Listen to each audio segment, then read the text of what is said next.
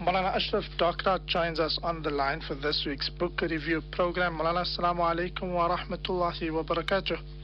Wa alaikum assalam wa rahmatullahi wa barakatuh.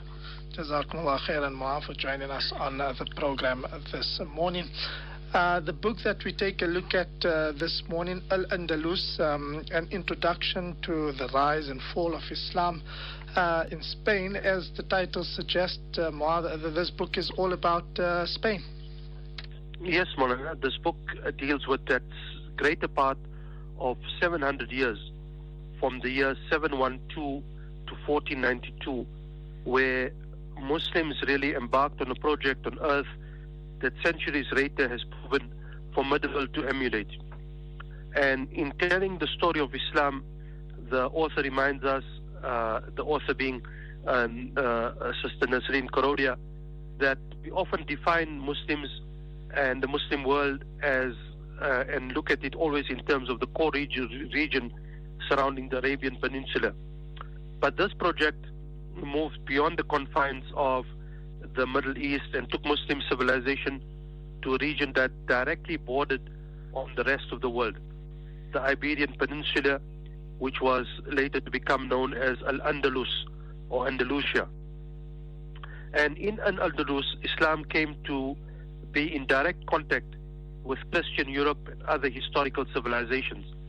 And this project was to be the landmark in Islamic history and European history as well.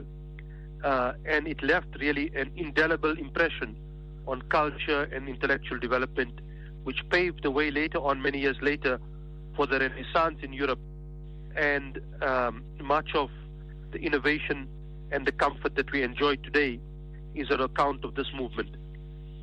Al-Andalus is quite unique in its duration of existence, as well as its assertion of an indigenous Muslim presence in Europe.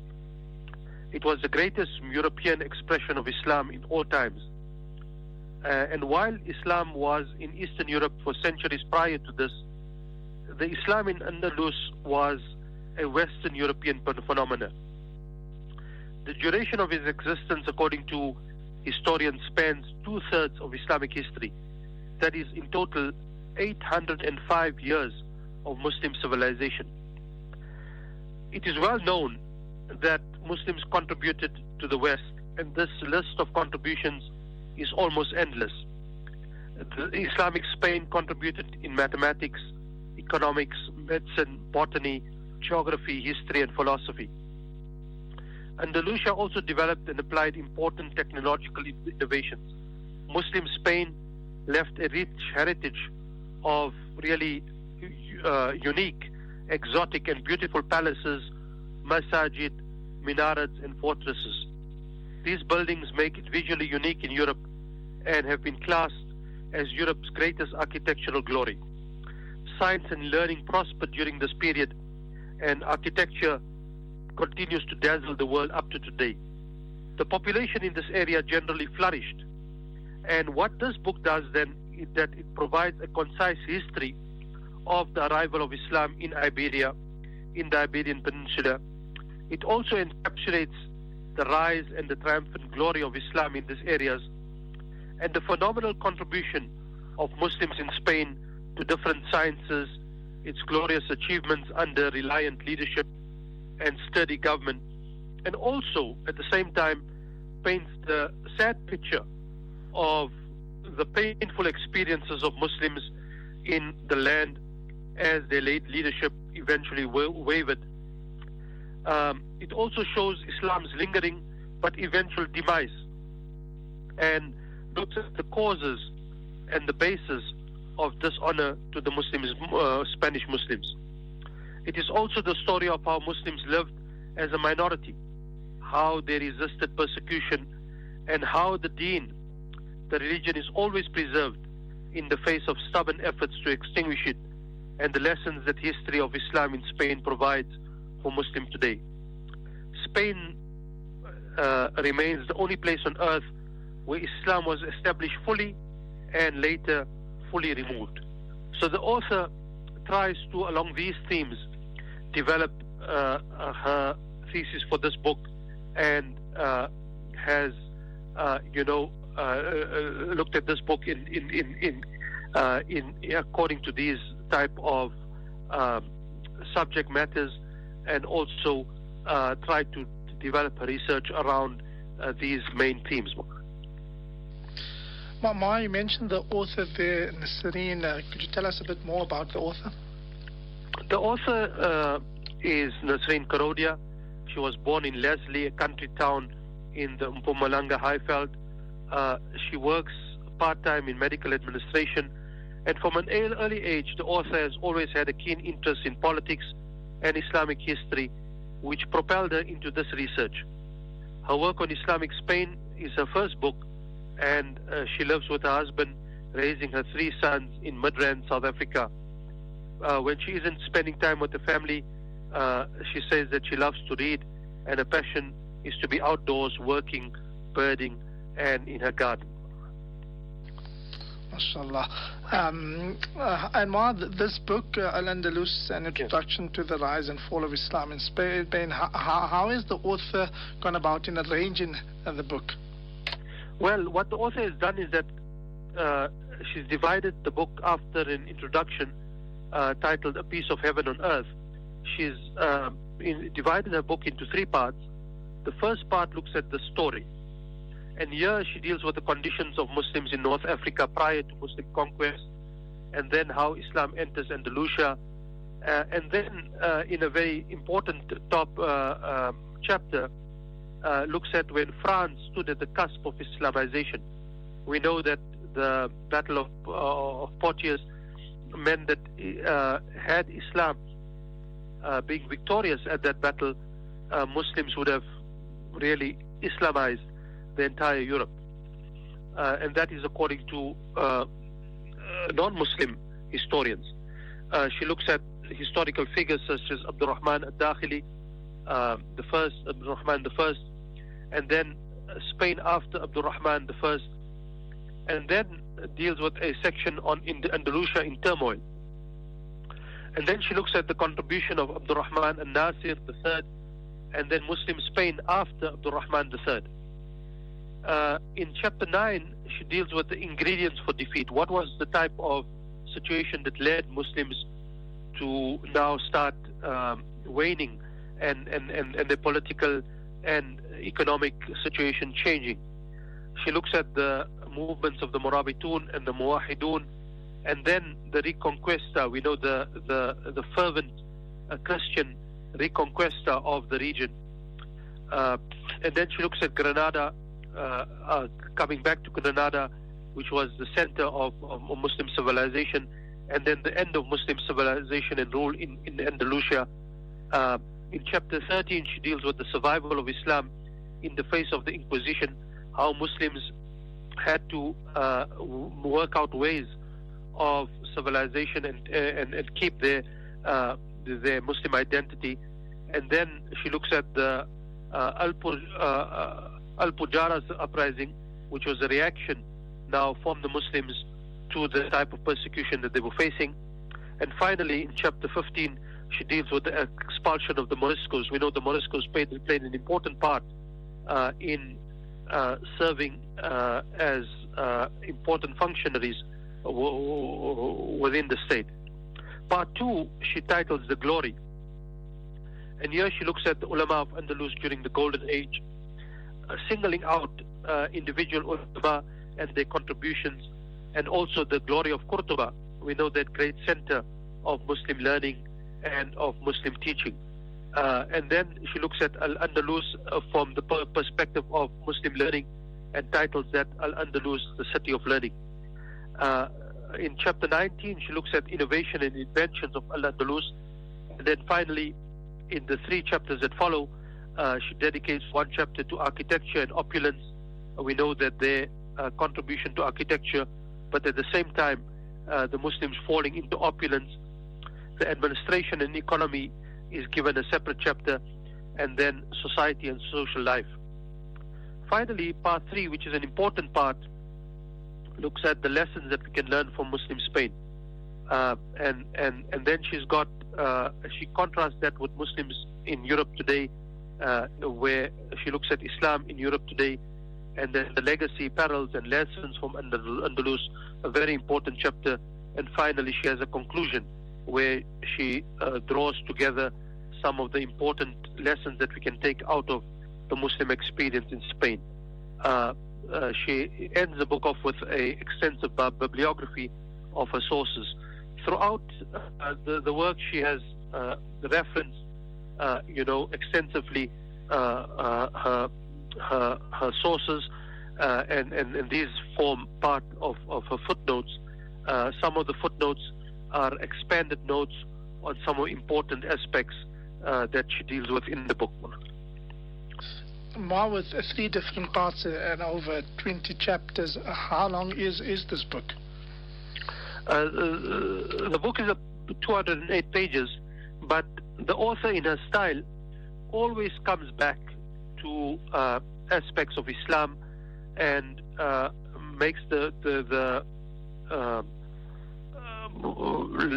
reader aware of, firstly, the fact that this was not just an expansion, a territorial expansion or an imperial expansion of Islam into a unexplored area, but rather it was the exchange of an important civilization and the contribution of a civilization that came in touch then with the West, the West being anything west of the Kaaba. And it details that in an important way, always drawing the Muslims back to how Islam played a pivotal in this entire chapter of our history. So the author is careful to always draw out the important lessons throughout the book, and then finally repeating these lessons in the final chapters, without obviously the details. Throughout her book, she refers to Muslim historians and Muslim sociologists such as Ibn Khaldun and other historians that make important points regarding Al-Andalus. She refers to some of the classical historians as well, adding to the value of this book. And Mark, can this book be used as a guidebook? Well, I wouldn't say it can be used as a guidebook, but certainly, whenever visiting areas like Spain, the author admits that she hasn't visited Spain herself, but she would very much like to. But I think that whenever we travel and whenever we go to new areas, we need to be aware of the history of the place. We need to be aware of the civilization. We need to be aware of the various influences on that particular region. And this makes the experience so much better. So while it's not a guidebook in the sense of places and places to visit, it really offers the reader a good insight and a good background to the area that you're going to visit. In that sense, I think the readers would be interested in reading such a book. Emma, who will find this book useful? So anybody who wants to know about the history of this important chapter in Islam, we know that this was a very important aspect of Muslim civilization. And whenever Muslims speak about their glorious past, they often speak about Al-Andalus, and the author is very aware of that. She quotes, for example, Allama Iqbal, who mentioned, in many of his poems, and she quotes her entire poem of Allama Iqbal. She quotes other poetry as well. And I think so any Muslim who's interested in this part of the Islamic history and Islamic civilization and Islamic contribution to the world generally would be interested in reading about this. A person interested in history would certainly find this book fascinating. And then generally, I think this is an important aspect that Muslims should be aware of. We need to know about our history, especially if we consider the time span that is involved.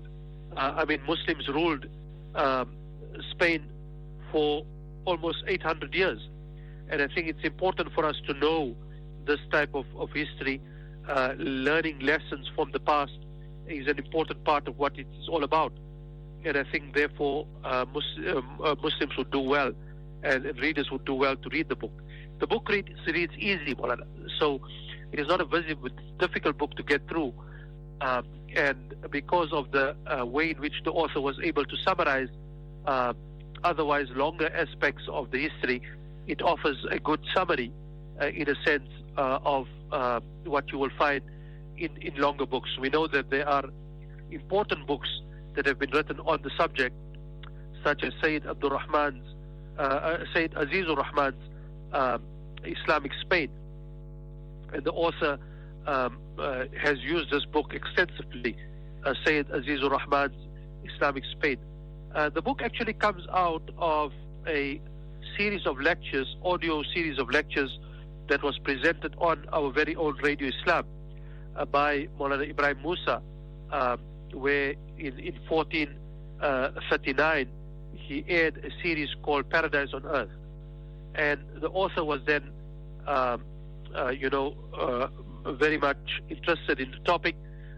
She took up the task of transcribing those lectures and expanding them, and did further research into Muslim Spain, and eventually, alhamdulillah, we have this very important book and this contribution on Muslim Spain. Jazakumullah khairan. Just at the end, where is the book available and the price of the book? Maulana, if I can just read the blurb of the book. The history and impact of Islam in Spain is a story that is well known in Muslim circles, albeit fragmentary. It is a topic that is mostly absent from current history books, and when it does feature, it is almost always told from a Eurocentric perspective. This book provides concise history of the arrival of Islam in Iberia, its rise and triumphant glory, the phenomenal contribution of Muslims in Spain to the many sciences, the sad and painful experiences of Muslims as they were gradually extricated, and Islam's lingering and eventual demise. The aim of this book is to provide an alternate Islamic perspective about Spain. I think that's important for us. Readers are encouraged to learn about its rich Islamic history and to ponder the many lessons it has to offer Muslims even today. This book has been produced by, we recently also reviewed a book that has been typeset and produced by RSB Publications. We know that sister and author Rehana Shah Bulbulia, and also our very old brother Bilal is involved in this project. They now do this as a venture, and they have produced this book. The book is available from the author. The book is also available at a number of bookstores. For example, I saw that Emma and Anna in the plaza have this book for 220 rands. So I think the book is available now at most bookstores. Jazakumullah khairan for the book review program and sharing with us insight into that book, Al-Andalus, an introduction to the rise and fall of Islam in Spain. Jazakumullah ahsan al-jazaa. Assalamu alaikum wa rahmatullahi wa barakatuh.